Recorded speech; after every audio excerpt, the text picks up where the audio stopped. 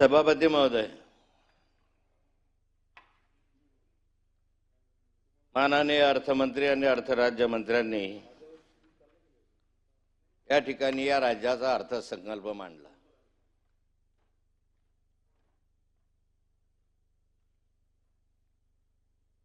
दिशाहीन अर्थसंकल्प, या राज्याला कोणतीही दिशा न देणारा, गोंधळलेल्या मनस्थितीत मांडलेला अर्थसंकल्प, नेमकं काय सांगायचं आहे, काय करायचं आहे, या राज्याला कुठल्या दिशेने न्यायचं हे न सांगणारा अर्थसंकल्प। आणि मला असं वाटतं की या राज्याची रचना 1960 ला झाली। आज 64 वर्ष होऊन गेले, 65व्या वर्षामध्ये आपण पदार्पण करतोय। या 65 वर्षामध्ये पहिल्यांदा या राज्यामधला अर्थसंकल्प हा 45,128 कोटी रुपयाच्या तुटीचा आला।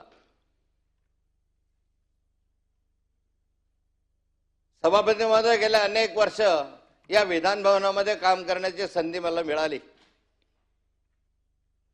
फार 85 साली 80 साली अशी स्थिती होती की 100 कोटी मायनस जरी झालो आपण तर अख्ख्या महाराष्ट्रभर अग्रलेख लिहिले जायचे की राज्याचा अर्थसंकल्प हा मायनस मध्ये आहे, तुटीमध्ये आहे। टीका व्हायची, टिप्पणी व्हायची, काय चाललंय या राज्यामध्ये। मागच्या वर्षी हा अर्थसंकल्प 675 कोटी रुपये तुटीचा होता आणि एका वर्षामध्ये 45,000 कोटी रुपयाचा तुटीचा अर्थसंकल्प। आणि राज्य विकासाच्या दृष्टीने चाललाय। मी माननीय मंत्री महोदयांना विचारू इच्छितो, 45,000 कोटी रुपयाची तूट आपण कुठून भरून काढणार आहात? एका वर्षभरामध्ये 45,000 कोटीची तूट भरण्यासाठी किती कर तुम्हाला लावावे लागतील, किती उत्पन्नाचे साधनं तुम्हाला शोधावे लागतील? पुढच्या वर्षीचा अर्थसंकल्प हा 50 कोटीचा जाईल, 50,000 कोटीपर्यंत तुटीचा जाईल। राज्य आज आर्थिक दिवाळखोरीमध्ये आहे। तुम्ही किती पाठीवर थापा मारल्या आणि किती कौतुक करत हा प्रयत्न केला तरी हा राज्य आर्थिक स्थितीत बुडालेला आहे। तुमच्या तिजोरीमध्ये खळखळाट आहे, पैसा नाही आहे। आणि अशा स्थितीमध्ये वेगवेगळ्या योजना तुम्ही आणतात, महसुली तूट वाढताय, नॉन प्लॅन एक्सपेंडिचर वाढतोय, पेन्शन, भत्ता, पगार, घेतलेल्या कर्जावरचं व्याज, घेतलेल्या कर्जावरचे हप्ते, याच्यामध्ये तुमच्याकडे पैसे नाही, कर्ज काढण्यासाठी हे हप्ते फेडण्यासाठी परत कर्ज काढावं लागतंय। 8 लाख कोटीचं कर्ज तुमच्याकडे, 8,00,000 कोटी। अध्यक्ष महोदय, याचं व्याज भरण्यासाठी तुमच्याकडे पैसे नाही आहे। हप्ते तर सोडून द्या, विविध मार्गाने या राज्याने कर्ज घेतलं, मोठ्या प्रमाणावर कामं सुरू करत असताना कर्जाला थकमी दिली। या राज्यामध्ये नुसते भांडवली स्वरूपाचे कामं उभे करतो तसं चित्र उभं करायचं, पण दुसऱ्या बाजूला पर कॅपिटल इन्कम जे आहे ते वाढत नाही, अशी स्थिती आहे। मग अध्यक्ष महोदय, तुम्ही डाव्होसला गेलात, 15,00,000 कोटीचे काय लाख कोटीचे का 15,000 कोटी रुपयाचे करार केलेत ना करार।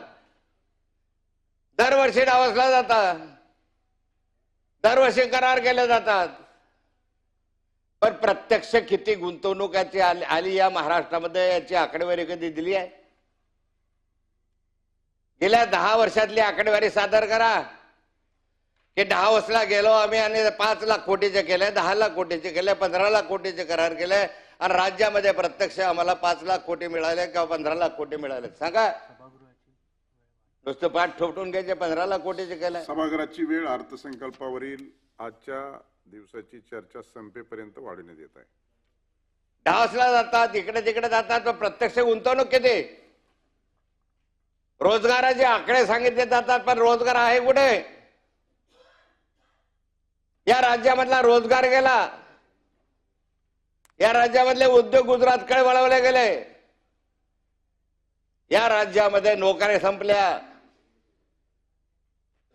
खाजगी उद्योजकांकडे नोकऱ्या दिसतात त्यांना या राज्यामधल्या नोकऱ्यांमधला अनुशेष जो आपला बॅकलॉग जो आहे आपला काय म्हणतो मी SC/STच्या संदर्भामधल्या त्या नोकऱ्या गेल्या.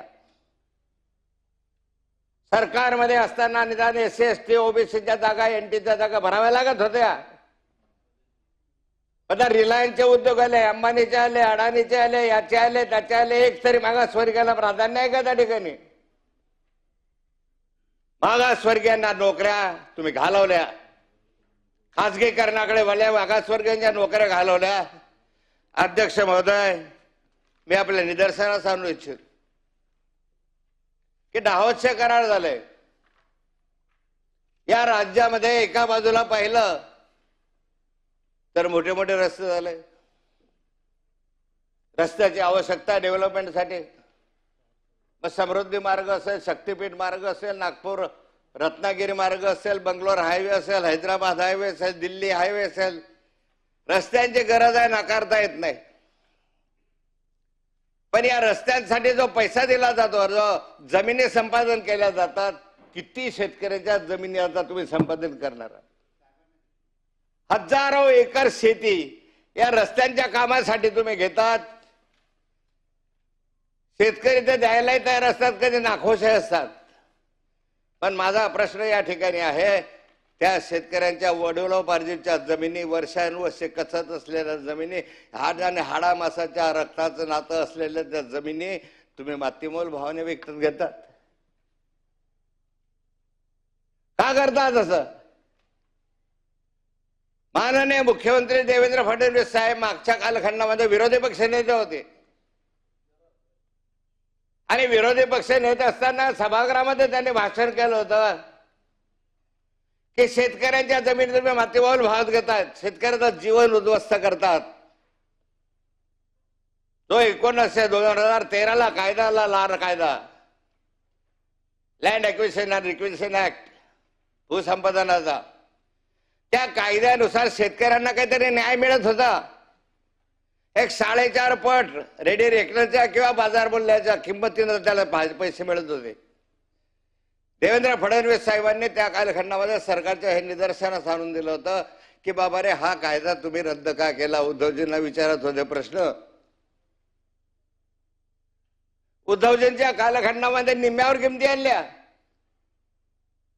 त्या कालखंडामध्ये 4.5 पटीनं रक्कम मिळत होती सरकारला जमिनी द्यायला. कधी कधी शेतकरी स्वतःहून तयार व्हायचा की हो मला पैसा मिळतोय, 10 लाखाच्या ऐवजी 50 लाख माझ्या पदरामध्ये जर जमिनीची किंमत मिळत असेल तर कधी कधी स्वतःहून शेतकरी त्या ठिकाणी समोर येत होता. पण आता काय केलं? 10 लाखाहून 20 लाख रुपये देतात. कशासाठी त्या शेतकऱ्यांना? माझा प्रश्न नव्हता, हा माननीय देवेंद्रजींचा प्रश्न होता. मी आज त्यांना विचारतोय की तुम्ही राज्याचे मुख्यमंत्री आहात, तुम्हाला एवढ्या मोठ्या जमिनी घ्यायच्या आहात तर त्या शेतकऱ्यांना का मारतात? का त्याचं जीवन उद्ध्वस्त करतात? तुम्हाला कोणी अधिकार दिला या ठिकाणी? एका ठिकाणी समृद्धी मार्ग तुमचा लाडका मार्ग आहे, एका ठिकाणी शक्तीपीठासाठी तुम्ही प्रयत्न करतात, त्यासाठी वेगळे भाव देणार आणि मुक्ताईनगरून जाणारा, माझ्या शेतामधनं जाणारा जमीन जो इंदोरवरून आपला हैदराबादकडे जातो राजमार्ग, त्याला 5 लाख रुपये 10 लाख रुपये एकरान जमिनी देणार? घेणार तुम्ही? 10 लाख रुपये एकर नगरपालिका क्षेत्रातल्या जमिनी. अरे एक प्लॉट येत नाही 10 लाखामध्ये. एक प्लॉट घ्यायला गेलो नगरपालिका क्षेत्रात येत नाही. आता तुम्ही आम्हाला म्हणता 10 लाख रुपये एकराला द्या, त्याच्या दुप्पट तुम्हाला पैसे देऊ, 20 लाख रुपये एकर देऊ. अरे 70 लाख आणि 1 कोटी रुपये एका हेक्टरचे, एका एकरची जमीन विकत घेतली जाते आज तिथे. 1 कोटी एकर जमिनीचे भाव त्या शहरी भागात आहे 70 लाख 60 लाख रुपये एकर कमी जमिनी नाही आणि तुम्ही आम्हाला 20 लाख रुपये एकर जमिनीला पैसा भाव देतात. का जमिनी द्या तुम्हाला? तुमचे मार्ग व्हावे म्हणून. अरे राष्ट्रीय योगदान द्यायला आम्ही तयार आहोत, पण कशाला त्याला फाशी लावतात? मी मंत्री महोदयांना विनंती करणार आहे, या निमित्ताने मुख्यमंत्री महोदयांना विनंती करणार आहे की जमिनी घ्यायची असतील जरूर घ्या, पण त्या जमिनीचं मूल्य इतकं कमी नका देऊ की त्याला आत्महत्या करावी लागेल. पूर्वीच्या कायद्यानुसार द्या.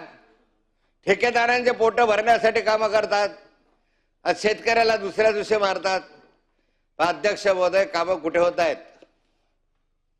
कामं होत आहे मुंबई, पुणे, नाशिकच्या क्षेत्रामध्ये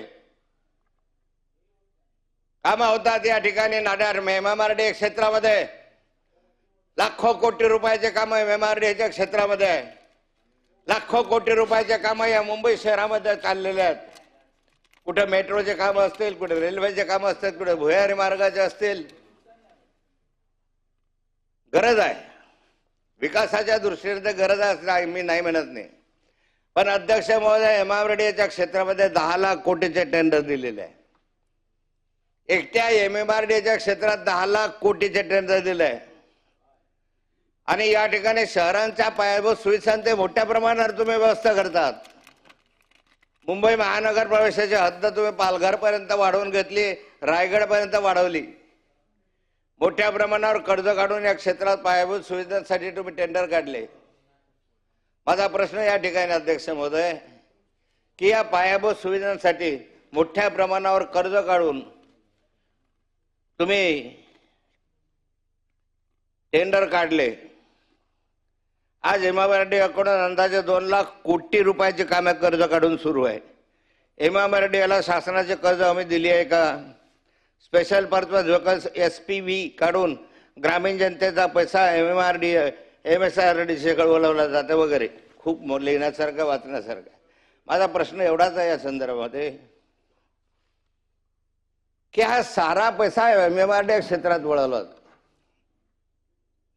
कुठे नाशिकला मेट्रो आणा, कुठे पुण्याला मेट्रो करा, कुठे मुंबईला करा, मुंबईचे मेट्रो नवी मुंबईपर्यंत हलवा. लोकसंख्या जास्त आहे, वाहतूक जास्त आहे. पण मेट्रोच्या संदर्भात सरकारलाच मी विचारू इच्छितो की या मेट्रो मधले रोजचे जाणाऱ्यांचे प्रवासी संख्या मला सांगा. दररोज जाणाऱ्यांची प्रवासी संख्या मला तुम्ही सांगा. मेट्रो सेट लागलेला खर्च सांगा. आज साऱ्याच्या साऱ्या नागपूर पासून तर पुण्यापर्यंतच्या मेट्रो रेल्वे ह्या तोट्यामध्ये आहे. आज त्याच्यावरचं व्याज भरणं सरकारला कठीण जात आहे. मग या ठिकाणी मेट्रोच्या संदर्भामध्ये नुसता पैसा खर्च करायचा, MMRD क्षेत्रात करायचा, मुंबईमध्ये इकडून भुयारी मार्ग काढा, तिकडून भुयारी मार्ग काढा, याच्यासाठी खर्च करायचा. डावसला जायचा 15 लाख कोटी पर्यंतच्या काय म्हणता हे करार तुम्ही करायचे. हे सारं करा. पण माझा प्रश्न असा आहे की सारा शहरामध्ये होत आहे, ग्रामीण भागात काय? ग्रामीण भागातला विकासाचा अनुशेष जो आहे दूर करण्यासाठी कुठं करार केला एखादा? डावसला गेले, एखाद्या इंडस्ट्रीसाठी करार केला असेल, पण डावसला कधीतरी कृषीपूर्व उद्योगासाठी, कृषी उद्योगासाठी एखादा करार झाल्याचा ऐकवंतात आहे की एखाद्या वेळेस तरी कृषी वाद्यासाठी, की एखादे कापडापासून, आमच्या कापसापासून कापडापर्यंतची मिल आम्ही करण्यासाठी प्रायव्हेट इंडस्ट्रीसाठी करार करतो आहोत. एखादं उदाहरण शेतकऱ्यांसाठी, शेतकऱ्यांच्या आधुनिक यंत्रसामग्री अवजारासाठी आम्ही या ठिकाणी करार करतो आहोत. यासाठी आम्ही 10,000 कोटी आणतो, यासाठी आम्ही 1,000 कोटी आणतो. त्याच्यासाठी तुमच्याकडे पैसा नाही आहे. मग ग्रामीण भागामधले आणि शहरी भागातले विकासाची जी दुरी आहे, जो अनुशेष आहे, तो वाढून राहिलेला ग्रामीण भागातला विकासाची दुरी रुंदावते आहे. उद्याच्या कालखंडामध्ये अध्यक्ष महोदय, ग्रामीण भाग आणि शहरी भागाचं युद्ध झाल्याशिवाय राहणार नाही. आज ग्रामीण भागातला सर्व इकडे रोजगारासाठी शहरामध्ये येतोय, ग्रामीण भाग ओस पडायला लागलाय. ग्रामीण भागातल्या नोकऱ्या नाही आहेत. मग ग्रामीण भागात नोकऱ्या आणण्यासाठी उद्योग तिथे आणणार आहात की नाही? की सारे उद्योग पुण्यामध्ये, रायगडमध्ये इकडे आले पाहिजेत? का मराठवाड्याचा विकास थांबला? का अख्ख्या अर्थसंकल्पामध्ये आमच्या उत्तर महाराष्ट्राचा साधा उल्लेख सुद्धा नाही. जळगाव, धुळे, नंदुरबार एखादा साधा उल्लेख का खानदेशच्या महाराष्ट्रात आहे की नाही आहे का? मराठवाड्यातल्या या खानदेशमधल्या या महाराष्ट्रामधल्या साऱ्या शेतकरी जेवढे आहेत जे दररोज आत्महत्या करतात, त्या आत्महत्या करणाऱ्या शेतकऱ्यांचा साधा उल्लेख ह्याच्यामध्ये नाही आहे. जो आदिवासी आज किड्यामुंग्यांना मरतोय, जो कुपोषणानं मरतोय, त्या आदिवासींचं अनुदान दुसरीकडे वळवत असताना तुम्हाला शरम नाही वाटले? त्या आदिवासींच्या उत्थानासाठी काय योजना आहेत? काय तुमच्या अर्थसंकल्पामध्ये तरतूद आहे? त्या आदिवासींच्या त्यांच्या लोकसंख्येच्या आधारावर तुम्ही पैसा ठेवला पाहिजे. घटनेतली तरतूद आहे, तुमची नाही आहे. ज्या मागासवर्गीयांच्यासाठी 13% तुम्ही आरक्षित ठेवलंच पाहिजे, हे घटनेमधली तरतूद आहे. त्यांची लोकसंख्या 13%. लोकसंख्येच्या आधारावर तरतुदी पाहिजे. किती अर्थात तरतुदी आहेत मला सांगा या सभागृहामध्ये? किती योजना सुरू आहेत मला सांगा? कृषीच्या किती योजना सुरू आहेत सांगा? कशासाठी तूट वाढवून घेत आहेत? 45,000 कोटी रुपयाची तूट अर्थसंकल्पामध्ये येणं म्हणजे या राज्य सरकारचं अपयश आहे. मागच्या वर्षी 675 कोटी, या वर्षी 75,000 कोटी. अरे हा पैसा कृषी भागासाठी, ग्रामीण विकासासाठी वापरा ना तुम्ही, शेतकऱ्यांसाठी द्या. पण शेतकऱ्यांचं अनुदान नाही, शेतकऱ्याच्या शेतमालाला भाव नाही, शेतकऱ्यांच्या कापसाच्या संदर्भामध्ये अर्थमंत्र्यांनी एक शब्द उच्चारला नाही. कापूस नाही, सोयाबीन नाही, कांदा नाही.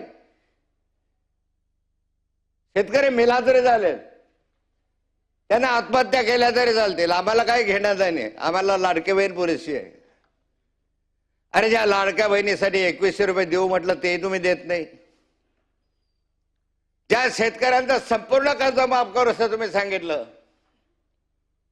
का कर्जमाफीची घोषणा झाली नाही याच्यामध्ये? अरे एक एक बोगद्यासाठी 50,000 कोटी खर्च करता तुम्ही मुंबईमध्ये. मेट्रोसाठी 1 लाख कोटी रुपये तुम्ही खर्च करता. 10 लाख कोटी पर्यंत तुम्ही विमान क्षेत्रामध्ये खर्च करता. माझ्या शेतकऱ्यांचं कर्ज जे आहे संपूर्ण माफ केलं तर 43,000 कोटीच्या घरामध्ये. अरे सारं कर्ज माफ केलं असलं, सारं शेतकऱ्याच्या डोक्यावर जेवढं असेल कर्ज ते माफ करायचं असेल तर 25-30,000 कोटीच्या वर जाणार नाही. आणि एक तुमची मेट्रो 50,000 कोटी, 1 लाख कोटी रुपयाचे होते. अरे एखादा प्रकल्प कॅन्सल करा, आमच्याकडे वळवा ना. आमच्या शेतकऱ्याचा काही मागत नाही. शेतकरी तुमच्या पोटाला अन्न देतोय, दिवसरात्र परिश्रम करतोय, घाम गाळतोय. अरे त्यानं अन्न नाही घातलं का दगडा खाणार आहे का नोटा खाणार आहात तुम्ही? त्याने जर तुम्हाला अन्न पुरवलं नाही तर तुम्ही काय खाणार आहात? कदा समुद्रातले माती खाणार आहात, वाळू खाणार आहात? अध्यक्ष महोदय, या शेतकऱ्याला सर्वात जास्त दुर्लक्षित केलं असेल तर तुम्ही केला. सर्वात जास्त पापी आहात तुम्ही. याच्यामध्ये लाखो शेतकऱ्यांनी ज्या आत्महत्या केल्या, त्या आत्महत्या केलेल्या विधवांचे शाप तुमच्या पाठीशी लागतील. जरी तुम्ही निवडून येत असलात ना तरी आज त्यांच्या चिल्लपाला जे ओरडता आहे, जे रडताय, ज्या आत्महत्या केलेल्या शेतकऱ्याच्या चिल्लपाला रडताय, त्यांचे शाप तुम्हाला लागतील. किती असा, किती रडा, नुसते काम करायचे, नॉन प्लॅन एक्सपेंडिचर वाढवत राहता. वाढवा, पण प्लॅनला काय पैसा आहे? डीपीडीसीला किती पैसा आहे? प्लॅन मध्ये आज पैसा नाही आहे, डीपीडीसीला आज पैसा नाही आहे. माध्यम डीपीडीसीचा अमाऊंट वाढवा. अरे स्मारक उद्घाटन झालंय, छत्रपती शिवरायाचे स्मारक झालंय, संभाजीराजांचे झाले, बहिणाबाईचं झालं, साने गुरुजींचं झालं. किती स्मारकांची नावं सांगू? शेकडो स्मारक या महाराष्ट्रामध्ये उभे केले, करोडो रुपये तुम्ही खर्च केले. सन्मान ठेवला पाहिजे, आदर केला पाहिजे. पण हे करत असताना ज्या स्वर्गीय गोपीनाथ मुंडेंच्या संघर्षामुळे तुम्ही आज सत्तेवर आहात, त्या स्वर्गीय गोपीनाथ मुंडेंचं आज गेल्यानंतर आज 25 वर्ष झाले, तुम्ही स्मारक घोषित करून का होत नाहीये? स्वर्गीय गोपीनाथराव मुंडे यांच्या स्मारकासाठी छत्रपती संभाजीराजे नगरमध्ये आम्ही पशुसंवर्धन विभागाची 4 एकर जागा घेतलेली आहे. प्रत्येक अधिवेशनामध्ये विचारतोय, अरे ठीक आहे तुमच्या आणि मुंडे साहेबांचे वैचारिक मतभेद होते, राहतील, गेले, पण इतके स्मारक आठवता आणि त्या नेता ज्याने मराठवाड्याने या महाराष्ट्रामध्ये संघर्ष केला, ज्याने भारतीय जनता पार्टीचा विस्तार केला, मूळ केला, तुमच्यासारखे आज मुख्यमंत्री महोदय, तुमच्यासारखे असंख्य कार्यकर्ते त्यांच्या हातून घडले, त्या स्वर्गीय गोपीनाथराव मुंडेंचं स्मारक तुम्हाला दिसत का नाही? वंजारी समाजाचा होता म्हणून, एक ओबीसी नेता होता म्हणून, का तुमचे त्यांचे वैचारिक मतभेद जमत नव्हते म्हणून? करा. ते नवनवीन स्मारक करत असताना घोषणा करतात, पंतप्रधान मोदी साहेबांच्या हस्ते छत्रपती शिवरायाचं स्मारक त्या अरबी समुद्रामध्ये तुम्ही त्याचं भूमिपूजन केलं. काय झालं त्याचं? बहिणाबाई चौधरीचं स्मारक गेले 20 वर्ष झाले तसाच पडून, अर्धवट पडून आहे. जळगावच्या आसोद्यामध्ये त्यांचं जन्मस्थान का पूर्ण करता येत नाही? नुसत्या स्मारकाच्या घोषणा करायच्या, प्रत्यक्ष पैसा द्यायचा नाही. आणि मग त्या ठिकाणी अध्यक्ष महोदय, या ठिकाणी अशा स्वरूपाचं हे जे केलेलं आहे मी मान्य करणार नाही. या ठिकाणी अध्यक्ष महोदय, माझी विनंती राहणार आहे की या ठिकाणी ज्या ठिकाणी ग्रामीण भागातला अनुशेष वाढत सर्व क्षेत्रातला, तो सिंचनाचा अनुशेष असेल, तो सार्वजनिक बांधकाम विभागाचा असेल, तो शिक्षणाच्या संदर्भामधला असेल, ज्या विविध क्षेत्रामधला अनुशेष आता मोठ्या प्रमाणावर वाढला, हा अनुशेष दूर करण्यासाठी मागच्या कालखंडामध्ये अध्यक्ष महोदय गोडबोले समिती झाली, अन्य समित्या झाल्या, किंमतकार समिती आली, त्यांनी काही अनुशेष वेगळा काढला. पण आता मला सांगा, या अनुशेषानुसार तुमच्या तरतुदी होत आहेत का? अध्यक्ष होता तर वेळच वाढवायचे अर्थसंकल्पावर. 22 मिनिट झाले आपले, अजून 8 वाजता आहे. कन्क्लूड करा ना. मला जो अनुशेष वाढतोय त्याचं काय? एखादी समिती या ठिकाणी अनुशेषाच्या संदर्भामध्ये निर्माण करा. या महाराष्ट्रातल्या मराठवाड्याचा किती अनुशेष आहे, विदर्भाचा किती अनुशेष आहे, खानदेशचा किती अनुशेष आहे, आम्हाला समजू द्या. आणि अनुशेष ज्या ज्या ठिकाणी जास्त आहे तो अनुशेष दूर करण्यासाठी समांतर या. नाहीतर एका बाजूला अनुशेष वाढतोय आणि दुसऱ्या बाजूला विकास वाढत चाललेला आहे. हा रोजगारापासून तर सर्व क्षेत्रातला हे चित्र या महाराष्ट्रासाठी बरोबर नाहीये. या महाराष्ट्रासाठी हे चित्र योग्य नाही. अध्यक्ष महोदय, मला असं वाटतं की या ठिकाणी तुम्ही एक समिती या ठिकाणी कार्यान्वित केली पाहिजे. अध्यक्ष महोदय, कर्जमाफीच्या संदर्भामधला तर निर्णय याच अधिवेशनात व्हावा अशी माझी अपेक्षा, आणि तो होईल जर खरंच सरकार असेल शेतकऱ्यांच्या बाजूला, खरं तुम्हाला शेतकऱ्याची जाण आणि गाणार असेल तर कर्जमाफी करून दाखवा. जाऊ द्यावा एखादा रस्ता. कुठले मार्ग काढत राहतात 1 लाख कोटीचे आणि 50,000 कोटीचे. खरं आमच्या शेतकऱ्यांचा कर्ज माफ, अरे आयुष्यभर ऋणी राहू तुमचे. पण या ठिकाणी अध्यक्ष सदाभाऊ तुम्ही करा. आणि म्हणून माझा प्रश्न असा आहे अध्यक्ष महोदय, हे सारं करत असताना मेट्रोचं जाळं झालं, मिनी रेल्वे काढली, काय काढली, ह्या किती नुकसानीमध्ये आहे ते सांगा. किती कर्ज यांच्यासाठी काढलाय, किती यांच्या काढसाठी काढलेल्या कर्जावर तुम्ही व्याज भरतात. अरे त्या व्याजापोटी सुद्धा तुम्ही ठरवलं जेवढं व्याज तेवढं भरतात, तेवढं माझ्या शेतकऱ्यांचं कर्ज आहे रे. का नाही होते? म्हणून अध्यक्ष महोदय, अनुशेष दूर करण्यासाठी प्रयत्न करा. आदिवासींच्या कुपोषणासाठी प्रयत्न करा. मागासवर्गीयांच्या कल्याणासाठी करा. मागासवर्गीयांच्या शिष्यवृत्त्या दिल्याने, आदिवासींच्या शिष्यवृत्त्या दिल्याने 8 महिने झाले, 10 महिने संजय गांधी विरुद्ध योजना बंद आहे. गोपीनाथ मुंडे शेतकरी आत्महत्या योजना, त्या ठिकाणी त्याला लाभ द्यायचा ते बंद आहे. अनेक योजना बंद झाल्या, अनेक योजनांमध्ये लाभ नाही आहे. दुरुस्तीला पैसे नाही आहे, रस्ते दुरुस्तीला पैसे नाही आहे. मोठे मोठे हायवे तयार होतात, ग्रामीण भागातले रस्ते ओस पडतात, अशी स्थिती आहे. शिक्षणाची व्यवस्था कोलमडत चाललेली आहे. म्हणून अध्यक्ष महोदय माझी विनंती राहणार आहे संदर्भामध्ये की सरकारने लक्ष द्यावं. कसा अर्थसंकल्प आहे हा? त्याची पाठ थोपटून घेतात ते. उत्तर द्यावेत माझ्या प्रश्नांचे. अनेक विषय बोलता येण्यासारखं आहे, शहरापासून ग्रामीण भागापर्यंत. पण सर्वात गेल्या अनेक वर्षामध्ये सर्वात जर दिशाहीन हा असा अर्थसंकल्प जो कुणाच्याही कामाचा नाही, कुणी स्वागत केलं नाही तर तुमच्याशिवाय, अशा अर्थसंकल्पाचं मी स्वागत करावं असं मला वाटत नाही. मी याच्या संदर्भामध्ये विरोध करतो आणि माझे 2 शब्द संपवतो. जय हिंद, जय महाराष्ट्र.